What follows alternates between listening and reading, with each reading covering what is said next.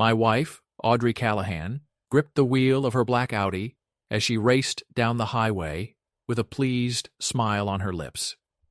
Chicago's lights blurred behind her while she drove home to me and our teenage daughter, Naomi.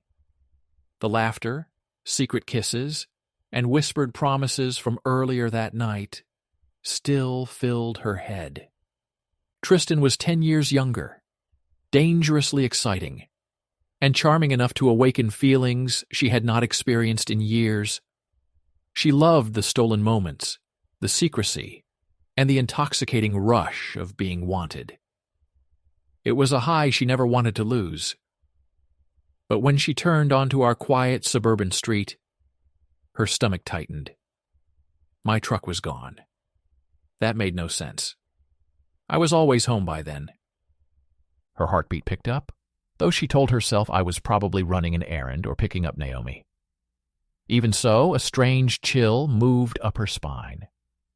Audrey parked in the driveway and walked inside. The house was disturbingly quiet. There was no warm greeting and no familiar smell of dinner cooking. The emptiness felt heavy and wrong. She dropped her keys on the counter, sighed, and reached for her phone. She had kept it off all evening, a habit that let her enjoy her affairs without interruptions. The moment she turned it on, missed calls and unread messages covered the screen. Then she saw one text from me. "Hope you enjoyed your dinner." "I know I did. Check your email.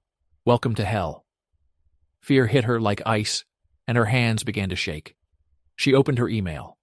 As the video loaded, every trace of color left her face. Her secret was gone. I knew everything, and I was not simply walking away. I was preparing to destroy the life she thought she still had. 3 weeks earlier, I had been planning the perfect anniversary surprise for Audrey. We had been married 10 years. I had given her years of loyalty and a lifetime of devotion, and I wanted the night to matter. I booked a surprise dinner at an expensive restaurant and arranged for a diamond necklace to arrive at our table. Then one phone call changed everything. Audrey's closest friend accidentally let something slip.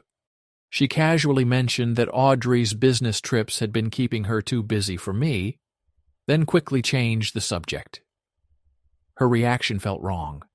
Suspicion took hold and spread through me like cancer. I had never doubted my wife before, but something kept eating at me. So I did something I never imagined I would do. I hired a private investigator. What he found broke me.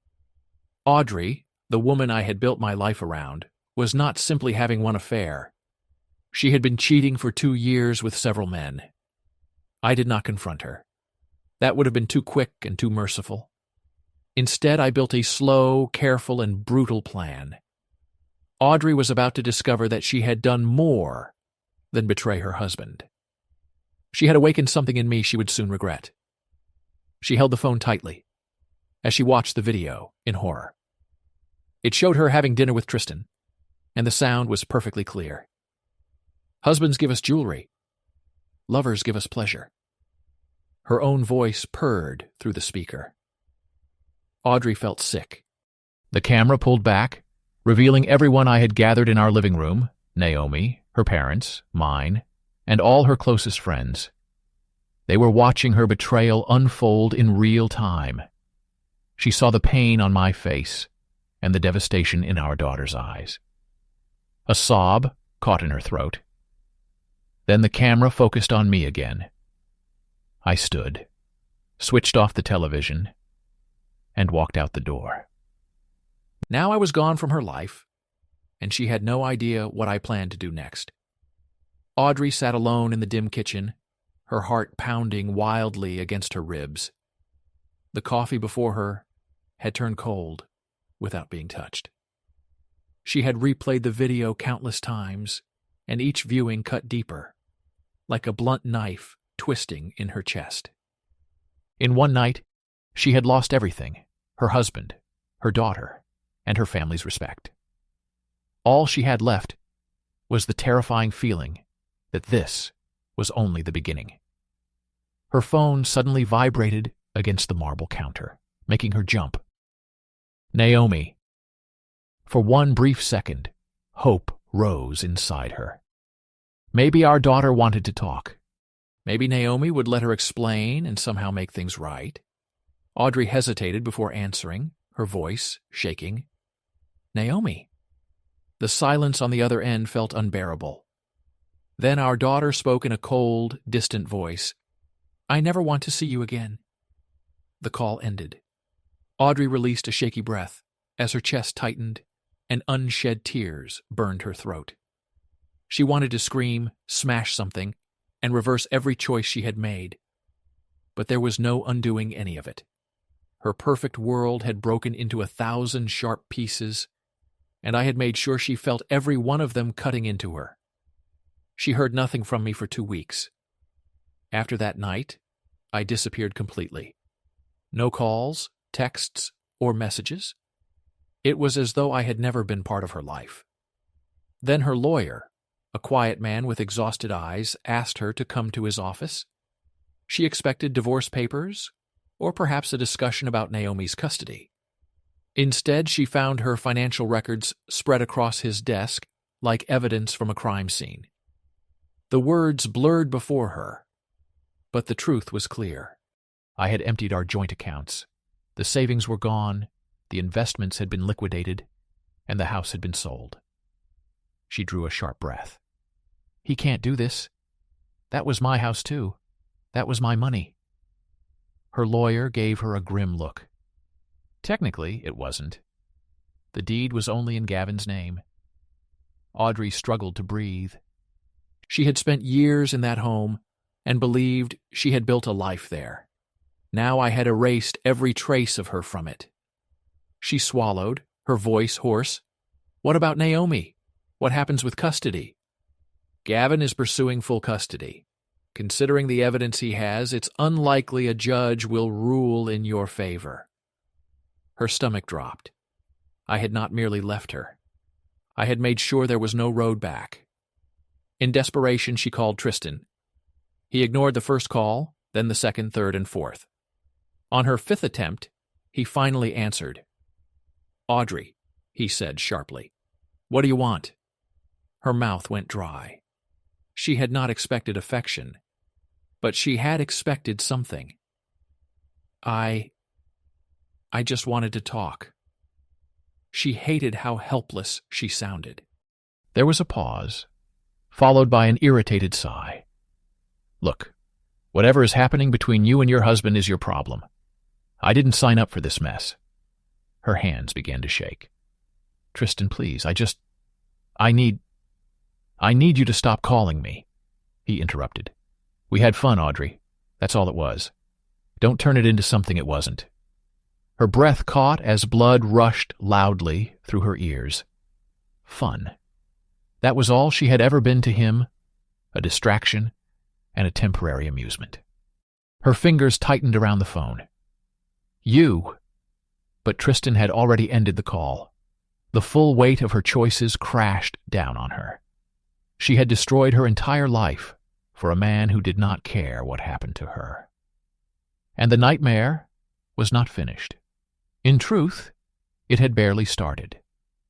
The next morning, Audrey entered her office with her head held as high as she could manage. She told herself that if she survived the day and stayed buried in work, perhaps she would not completely fall apart. But the moment she walked through the doors, she knew something was wrong. She noticed the stares and whispers. Conversation suddenly ended whenever she passed. Her heart began hammering. Then she saw her assistant standing nearby, pale-faced and wide-eyed, looking at her with something close to pity. Audrey. Before she could finish, the intercom buzzed. Audrey Callahan, please report to the boardroom immediately. Dread spread through her body. She entered expecting an ordinary meeting. Instead, she found me sitting calmly at the head of the table. I was cold, composed, and completely unmoved. A thick folder rested open in front of me, filled with documents she could not read from where she stood. The CEO was beside me, his mouth pressed into a tight line. "Audrey," he said heavily, "please sit down." Her legs felt like stone as she lowered herself into a chair. I never took my eyes off her. Then came the words that destroyed what little she still had left. "Audrey, effective immediately. Your employment is terminated." She stared at him. "What?" The CEO shifted awkwardly. "Given the circumstances, we've decided it would be best for you to step down." Circumstances. Audrey's stomach tightened. "Gavin," she said, her voice breaking, "you did this." My lips curved, though it was nowhere near a smile. "No, Audrey, you did this. I'm only finishing what you started." She clutched the edge of the table. "You can't fire me." My voice turned cold. "I can?" Her breathing grew shallow. "I built this company. And now you get to watch it fall out of your hands," I replied. "Just like everything else in your life." Her nails pressed into her palms. "Gavin, please." I leaned toward her and lowered my voice. "You weren't only unfaithful. You were disloyal. Now you'll learn how that feels." She could barely breathe. I was not simply leaving her anymore. I was taking her life apart, piece by piece, until nothing remained. Later, Audrey sat hunched over the kitchen table in her dark apartment. The ruins of her life seemed to press down on her like a violent storm. The walls felt as if they were closing around her, ready to swallow her whole. Once, she had lived in a beautiful home, with a husband who adored her, and a daughter who looked up to her. Now she was trapped in a small, empty apartment. Its bare walls seemed to whisper her sins back to her, reminding her how far she had fallen. She had not spoken to Naomi in weeks, and I had cut her off completely. Her phone, once crowded with calls and messages from friends, relatives, and co-workers, now stayed silent. The same people who had once envied her looked at her like she was dirty or diseased. Everywhere she went, she heard whispers. "Did you hear about her? How humiliating. She had a perfect life and threw it all away." Audrey clenched her jaw and curled her hands into fists. She had never known what powerlessness felt like.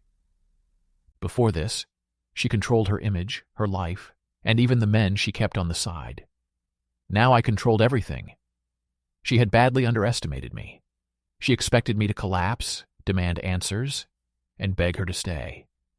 Instead, I destroyed the world she had built so completely that she hardly recognized the man I had become. With shaking hands, she called Marcy. Marcy had always been her closest friend, the person she believed she could depend on. The phone rang 3 times before Marcy answered. "Audrey?" Her voice was distant and cold. Audrey swallowed against her dry throat. "Marcy, I need to talk." Marcy gave a quiet, bitter laugh. "You have some nerve calling me." "Please, I don't have anyone else." "You have no one because you burned everything down," Marcy snapped. "You lied to me for years and used me as your cover. For what? A few nights with some younger man? Was it worth it?" Audrey flinched. Once, she would have said yes. Now, she did not know. "I never meant to hurt you," she whispered. Marcy laughed again. "You didn't mean to hurt me. What about Gavin? What about Naomi? What about everyone forced to sit in that room and watch you throw your marriage in his face?" Audrey opened her mouth, but no excuse came. "You lost everything," Marcy said sharply, "and you deserved to." Then the call ended. Audrey released a broken breath as the truth sank deeper. Nobody was left. Her family, friends, career, and reputation were gone. Even Tristan, the man she had risked everything for, had disappeared. Desperate to recover at least one piece of her old life, she went looking for him. But Tristan had moved on without a second thought. She found him at an expensive restaurant, laughing with another woman. The woman was younger and prettier, almost like a newer version of Audrey. She leaned against him, tracing his jaw with manicured fingers, while staring at him with the same adoring look Audrey once had. It was like seeing her own past reflected back at her, except she was now standing outside it. Rage twisted through her stomach. She marched toward their table, digging her nails into her palms. "Tristan," she hissed. He barely looked up. "Audrey," he said without interest. "What do you want?" Her blood began to boil. "I want to talk." Tristan sighed and turned toward her, his face impossible to read. "Whatever this is, it's over. You and I were never serious, Audrey. You knew that. I don't owe you anything."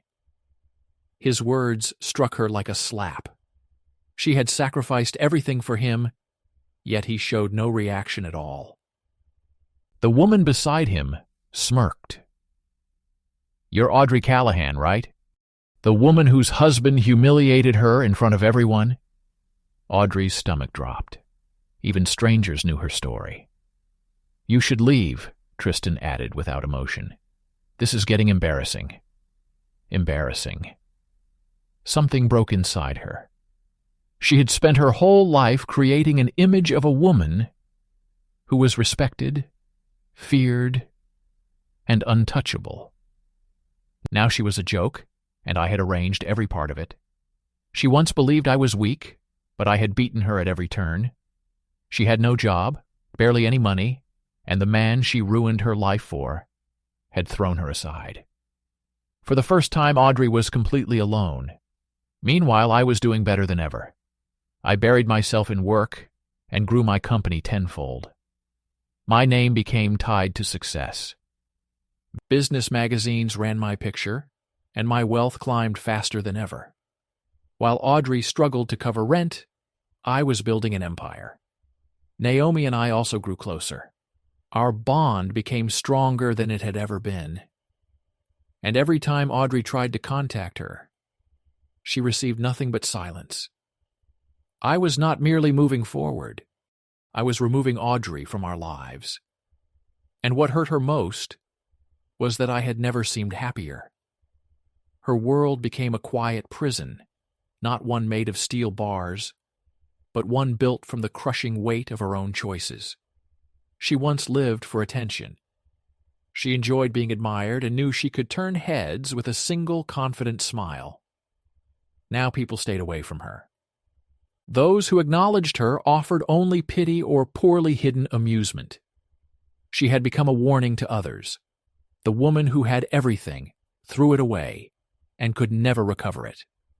For years, she had carefully designed the perfect life, a devoted husband, a daughter who respected her, and friends who envied her. Now all of it was gone. She had no career, no close friends, and no sense of purpose. Worst of all, she had lost control. For once, Audrey was not pulling the strings. She was the one being dragged along, helplessly watching the remains of her life collapse. And I was not merely surviving without her. I was flourishing.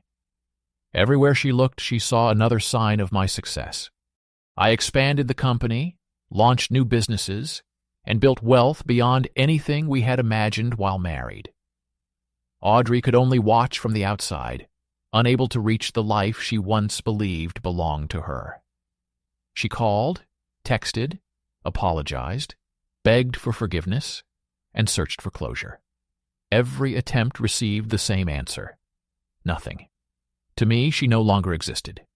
But Naomi's silence hurt her more than anything I had done. Audrey kept trying. She called, sent messages, and even waited near Naomi's school, hoping for one brief look at our daughter. Naomi never responded. Then Audrey appeared at one of her volleyball games. She sat quietly in the back, hoping Naomi might notice her. When Naomi finally looked over, Audrey's heart jumped. For one brief moment, she believed our daughter might be ready to hear her out. Instead, Naomi stared at her with an unreadable expression and turned away, as though Audrey were a complete stranger. The rejection was quick, cold, and merciless. Audrey stumbled out of the gym, fighting back tears and humiliation, while grief twisted inside her like a disease. She had destroyed the one relationship that should have survived anything, and I had made sure she understood what she had lost. Weeks became months. Audrey's remaining savings disappeared faster than she expected. She had always considered herself clever and capable, the kind of person who could recover from anything. But nobody wanted to hire her. Audrey's reputation was too damaged. Her past clung to her like a foul smell she could never wash away. Every interview ended the same way, with polite smiles, rehearsed apologies, and a quiet rejection. It was no longer only me. The whole world seemed to have turned against her. Then came the moment that finally broke her. Audrey was walking home from the grocery store carrying cheap canned food, all she could afford now, when she saw a familiar truck pull up outside a restaurant. My truck. She froze, her heart pounding against her ribs.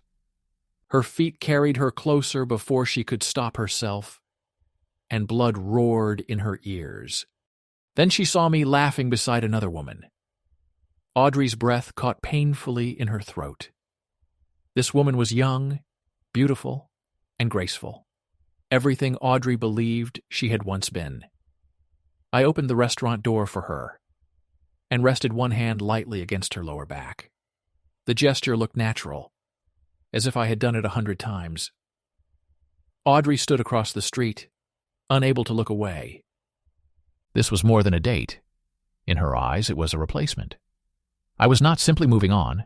I was rewriting my life, and Audrey no longer had a role in it. I had never planned to date again. For a long time, rage consumed me. The betrayal, the humiliation, and the years I had wasted on a woman who never deserved my loyalty. But eventually, something inside me changed. I changed. For years, I had lived for Audrey. I put her first and did everything possible to make her happy, always trying to become the husband she wanted. And what had it earned me? She had tossed me aside like I meant nothing. That man was gone. The new version of me was colder, stronger, and more calculating. I no longer let my heart control my choices. So when I noticed Audrey standing across the street that night, staring at me like a ghost, I did not react. I gave her a slight smirk and walked into the restaurant with my date, leaving her alone in the cold. Audrey could hardly breathe. I had seen her, and I did not care. The man who once worshipped her, adored her, and chased after her whenever she looked unhappy, had walked away without another glance. That night, she sat alone in her apartment and drank until she felt numb. She had lost me completely. She had lost everything, and there was no way to repair it. But the final blow was still ahead. And when it came, it hurt worse than she could have imagined. Audrey sat on her worn couch, while the dim television light threw moving shadows across the apartment walls. She was not watching. Her mind had already sunk into the endless darkness of her regrets. For months, she had been drowning in misery, haunted by the ruins of her old life. Still, nothing, not the rejected applications, Naomi's silence, or the nights spent staring at her phone and hoping for forgiveness, prepared her for what appeared next. Her fingers shook as she scrolled through her phone, a habit she had developed simply to torment herself. She expected nothing good. But what she found destroyed her. It was Naomi's Instagram story. The photo showed me standing beside my new fiancée with my arm around her waist. Naomi stood between us, smiling more brightly than Audrey had seen in years. A caption in soft cursive appeared above the picture. The happiest family ever. Can't wait for the wedding. Audrey's breath stopped. Wedding. The word stabbed straight through her chest. She stared at the screen, praying she had misunderstood. But she had not. I was getting married. and our own daughter had proudly announced it. Audrey opened the comments with trembling hands. Friends congratulated me. People praised my fiancé's beauty. Business partners admired my strength and my ability to rebuild my life. Then she saw one comment that struck her like a bullet. "So happy for you, Gavin. You deserve a real wife this time." The number of likes rose every second. Audrey's vision blurred as the words twisted across the screen. Nobody questioned why I had moved on, and not one person defended her. Audrey had been erased as if she had never mattered. She could not stop staring at the picture. Her own daughter stood happily beside the woman who would soon replace her. That was supposed to be Audrey's place. That was supposed to be her family. Her heart hammered with rage, grief, and disbelief. She had been my wife for years, yet almost overnight, she had become nothing more than a mistake everyone wanted to forget. What hurt most was how happy I looked. It was not the tired, forced smile she had seen during the final years of our marriage. I looked peaceful and genuinely content, in a way I never had beside her. Had she truly weighed me down that much? Had our marriage made me so miserable that losing her had given me a new life? The thought turned her stomach. The final insult was how easily Naomi had accepted my fiancé. Audrey believed that should have been impossible. She was Naomi's mother. She was supposed to be irreplaceable. Yet there we were, a new family with a new life and future, all without her. Audrey clenched her jaw until her nails cut into her palms. She had lost us permanently. My wedding day arrived like a death sentence for her. Naturally, Audrey had not been invited. I had made sure of that. But she was still determined to watch. She had been tracking every detail she could find, desperate for information that might explain how her life had fallen apart so completely. When one of my colleagues posted a livestream link, she hesitated for only a second before opening it. The venue was breathtaking, an elegant outdoor ceremony beside a clear lake with golden sunlight shining through the trees. I stood at the altar in a fitted black suit, looking calm, confident, and unshaken. Then the camera turned toward my bride. She looked radiant, graceful, and filled with joy. She moved down the aisle with the effortless beauty Audrey had once taken such pride in possessing. Audrey's breath caught when she saw my expression soften. I looked at my bride with an admiration Audrey believed she had never received from me. Once, she had been my entire world. Now she was nothing. Her eyes burned with tears, but she forced herself to keep watching. She saw me take my new wife's hands. We exchanged vows as the guests applauded. Then Naomi hugged me and whispered something into my ear.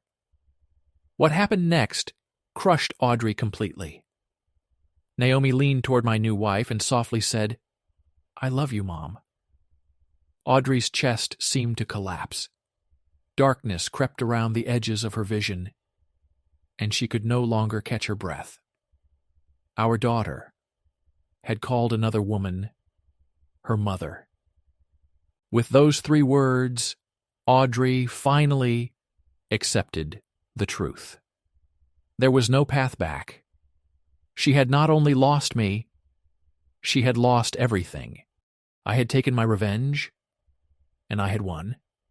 Days became weeks, and the world continued without her. I never contacted her. Naomi never called.